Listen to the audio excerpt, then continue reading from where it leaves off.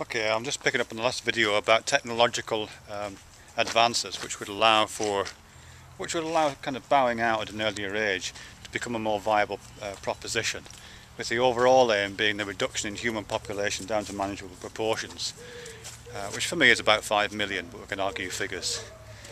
What I said there, just to reiterate, is that I think reducing human population by limiting childbirth would be too draconian, too difficult to institute. And to incentivise that part of it would just take too damn long. I think it would probably be more profitable to incentivise the other end of it, to take people out of the game probably around the age of 50, which means I would already be out of it, which is fine. Take people out of it a bit earlier, but not forcibly. You would take it out by providing incentives for people to go. And what I'd like to suggest in this video is there might be a technological, and it's a science fiction ramble, this I should tell you, is to kind of redefine what it means to die technologically. And what I'm here imagining is a combination of the film Stepford Wives with a lot of those kind of science fiction novels which are to do with downloading oneself into a computer. I think it's Douglas Rushkoff, I think. It's written quite a bit about that. There's lots of kind of science fiction versions of, a chip that you download your consciousness into, that kind of thing. I don't think that's on the horizon, but I think there are kind of equivalents almost there. Things like expert systems. I'm sort of imagining what it would be like, so I'm just going to talk through this scenario and see if it makes sense. I'm imagining, here I am talking to a camera and loading these videos onto YouTube. And YouTube is processing that video, combining it with other videos, putting it alongside other my videos, kind of exerting an intelligence on that content. And I can imagine a system, if not YouTube then somebody else, continue to working like that. So if I spend another 5 years making videos, at the rate I'm making them, that'll be whatever it is, 7,000 videos by then. I could make more, and I could combine that with other kinds of documentation, so all the writing I do could all be uploaded to the same set of databases. Other kinds of activities, the kinds of choices I make are documented somehow and rendered symbolically into some kind of intelligence system.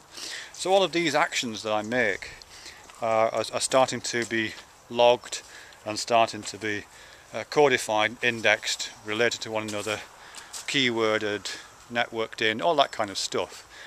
And so it starts to be able to generate output and predict the kind of output that I would make in and of itself. It's like an expert system, as I say. And in a sense, YouTube already does that. I haven't done it myself, but I know some people, if they're asked a question, will refer back to one of their previous videos. If you say, what do you think of this? They'll say, watch this video, and then there'll be a URL for the video.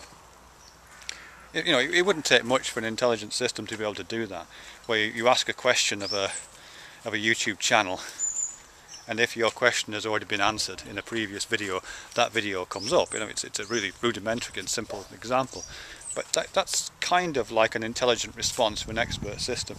And I don't think it would be pushing the bounds of possibility too much to suggest that could be made much more complex, so that these expert systems are able to perhaps generate them spontaneously rather than just answer in this really rote fashion. So again, I'm imagining myself uploading all this content, and that content being interrogated by other users, and me having less and less of an active role in that. So basically I would watch my channel and watch it respond and tweak its intelligent responses, maybe add bits to it, add bits that they didn't know. So as the more videos and the more content I'm uploading, the more a kind of observer and monitor role I play on my online life. My online life kind of runs itself, and I just monitor it, as I say, and tweak it for effect. And it gets better and better and better. My input to that, Phoebe, this way, the amount of input I need to make to that becomes less and less, until after, I don't know, 15 years, 20 years, something like that, I'm almost exclusively just a witness to my own life.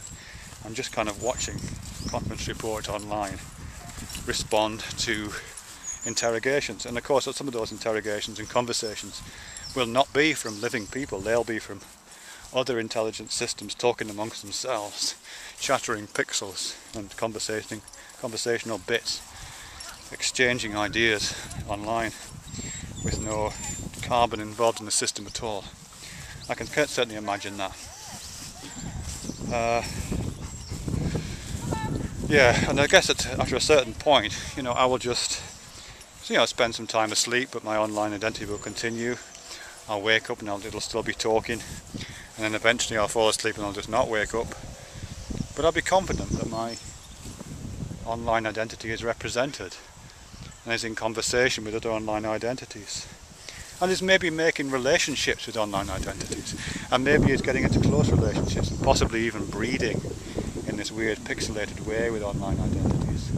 I can certainly imagine parts of what I say and parts of what I think and do being digitally combined with parts of what other people say and do, if it's some kind of matching system put in place. That could happen. And maybe that would happen before my physical body dies, and I can watch my online identity become involved in these symbiotic marriages and these strange kind of digital combinatorial formations. And then when I slip away, all that life will continue. But it's a life that has no space, there is no resources, ideally. It's the kingdom of infinite space. And I'm gone, really. I'm gone. And my grandkids and my great-grandkids can move into that world at some point and kind of join me there. In fact, when we're all in there, me and you and everybody else, we're all digitally rendered, and there we all are. Maybe we're already there. Wouldn't that be a turn up for the books? And there we all are, or here we all are in this digital realm.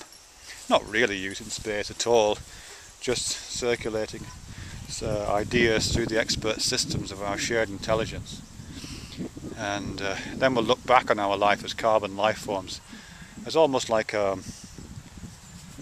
larval stage, like insects, moths and that kind of thing. They go through larval stages, put those cocoons around themselves, to spend some time as maggots, then they harden the shells around themselves and all of their internal organs dissolve and reform into a completely different entity. And we'll perhaps look back on ourselves and see this death see this slipping away not as a death, but as a dissolution of our internal organs and a set of reformations in the digital realm. Yeah, here we all are. Hello then.